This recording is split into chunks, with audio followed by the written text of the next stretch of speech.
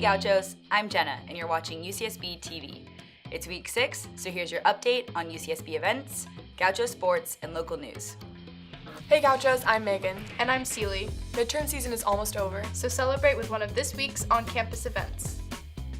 Today, May 10th, the Lawrence Badish Memorial Lecture Series will be hosting a talk, Creatures of Cain, Human Nature and the Politics of Violence During the Cold War.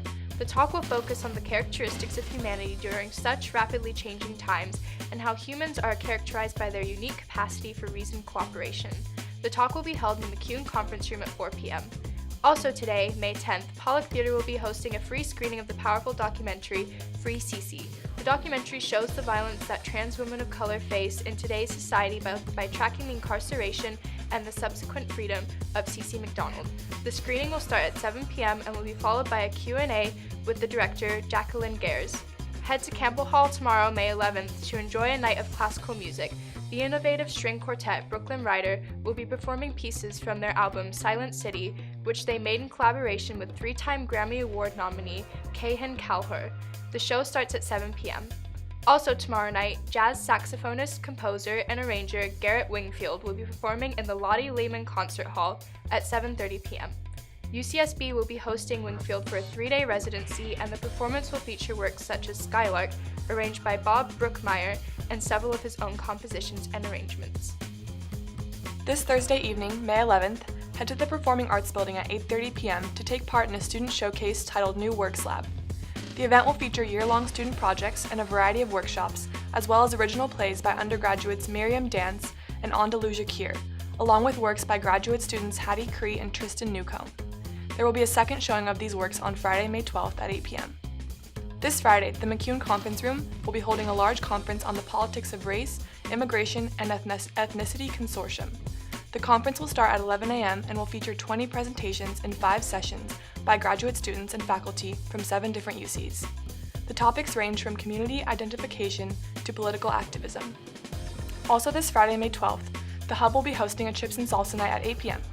The event features social dance lessons with dances such as salsa, bachata, kizomba, and more. Finally, this Friday, May 12th, Magic Lantern Films presents their first annual film festival. Submissions are open to anyone, and all of the films must be under 20 minutes in length. The festive event will start at 7 p.m. in Ivy Theater and will be followed by an awards ceremony. Want to find out more about any of these events? Then head to the UCSB events page. Now to Alec with your weekly sports update. UCSB baseball faced off against UC Davis in a 3-game series this past weekend. The Gauchos took Game 1 6-3, giving head coach Andrew Checkis his milestone 200th career win. Checkis is the 4th ever UCSB coach to attain this feat and the 2nd quickest behind Al Fair. Despite their stellar Game 1 performance, the Gauchos were unable to take the series as they lost Game 2 2-0 and Game 3 3-2.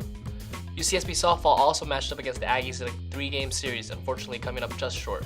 The Gauchos were swept in Game 1 7-0, but were able to bounce back in Game 2 3-1 before falling to Davis 4-2 in the final game. The Gauchos will close out the regular season with a home game against Cal State Fullerton this weekend. For more information on your favorite teams, visit ucsbgauchos.com. And now, to Diana with your weekly headline news. Thank you, Alec. UCSB students held a sit-in at Cheeto Hall on Wednesday, May 3rd to demand a sexual violence reform. The students broadcasted their sit-in on Facebook Live and were able to succeed in getting Chancellor Yang to sign off on a list of 12 demands. Yesterday was the last day for Isla Vista voters to cast their ballots for the Isla Vista Recreation and Park District special election. The district wants Isla Vista voters to pass a new tax to make park improvements. Passing this new tax would mean that property owners would be paying an extra $30 per bedroom on residential parcels and 72 cents per square foot for non-residential units. 1 week before the region's quarterly meeting, starting Monday morning, UCSB students began their second sit-in in order to demand UCSB to cut fossil fuel ties. The sit-in follows sit-ins at UC Davis and UC Berkeley. UCSB currently has invested $2.8 billion in fossil fuel companies. On May 3rd, Congressman Salud Carvajal introduced a bill to increase the award amount for Pell Grants. The act would increase the maximum award from $5,920 to $9,650. The act would also allow for Pell Grant recipients to receive funds year-round, allowing them to use the awards for 15 semesters instead of 12. Thanks for listening. Now back to you, Jenna. Thanks for watching UCSB TV. As usual, you can check out our videos on the Associated Students YouTube channel and on our Facebook page. but we've recently been added to Gaucho Space as well. So next time you're looking at your homepage, look in the bottom right corner for UCSB TV. See you next week, Gauchos.